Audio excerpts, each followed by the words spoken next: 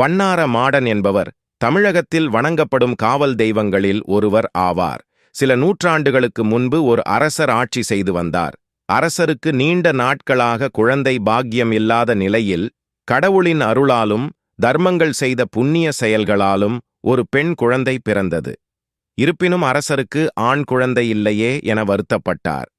சில ஆண்டுகளுக்குப் பிறகு அரசியார் மீண்டும் கருவுற்று அழகான ஆண் குழந்தையை பெற்றெடுத்தார். அக்குழந்தைக்கு முண்டுசாமி என பெயர் வைத்து அன்போடும் பாசத்தோடும் வளர்த்து வந்தனர்.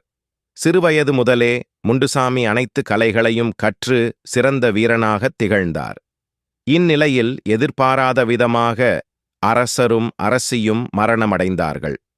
பெற்றோர்களை முண்டுசாமியை இழந்த பின் அரசானக்க முண்டுசாமியின் சகோதரி முயற்சிகளை மேற்கொண்டார்.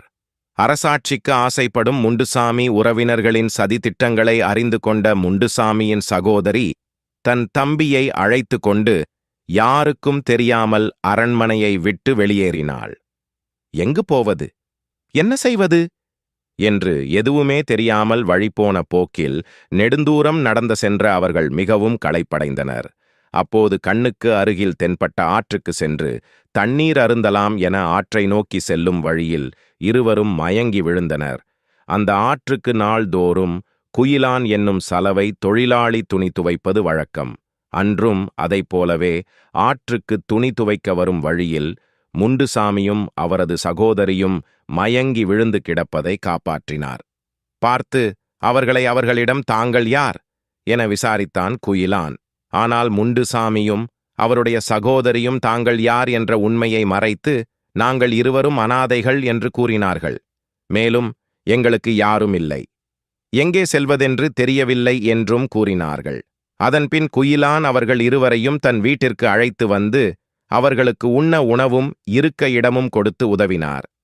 மேலும் அவர்களுக்கு துணிகளை சலவை செய்யும் வேலையும் கற்றுக் கொடுத்தார். குயிலானுக்கு சிவபொலிவு என்ற வயதுக்கு வந்த பெண் இருந்தாள். சிவபொலிவு பார்ப்பவர் மனதை கொள்ளை கொள்ளும் அழகு நிறைந்தவள்.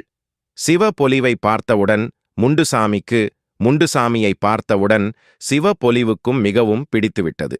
இருவரும் மனப்பூர்வமாக ஒருவரை ஒருவர் காதலித்தார்கள். ஒரு நாள் இவர்களின் காதல் விஷயம் குயிலானுக்கு தெரிந்துவிட்டது. இதனால் கோபமடைந்த குயிலான் இவர்களின் காதலை பிரிக்க எவ்வளவோ முயற்சி செய்தார். அத்தனை முயற்சிகளும் பயனற்று போனது. வேறு வழியில்லாமல் முண்டுசாமியையும் அவரது சகோதரியையும் சதித்திட்டம் தீட்டி கொலை செய்தார் குயிலான். இச்சம்பவம் நிகழ்ந்த சில நாட்களுக்குப் பின் குயிலானுக்கு பல அசுப சகுனங்கள் ஏற்பட்டது. இதற்கு காரணம் இறந்து போன முண்டுசாமிதான் என்று நினைத்து முண்டுசாமிக்கு ஒரு கோயிலை கட்டி அவனுக்கு வண்ணாரமாடன் என்னும் பெயர் வைத்து தெய்வமாக வணங்கினார் குயிலான்.